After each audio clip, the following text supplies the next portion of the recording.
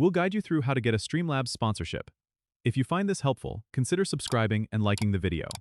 First, go to the Streamlabs website and log into your account. Once you're logged in, head over to the dashboard. In the dashboard, you want to look for the Sponsorships tab, which is usually located on the left-hand side menu.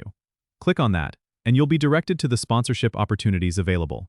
Streamlabs has a built-in sponsorship program where they match streamers with brands that fit their audience, so it's crucial to ensure your profile is up to date and reflects your streaming content accurately.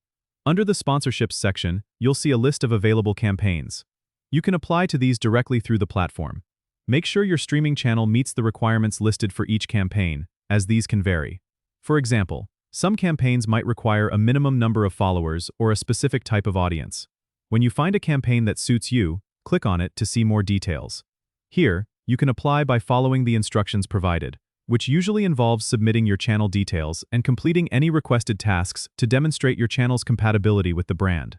It's important to tailor your application to each campaign, highlighting why your audience would be a great fit for the brand.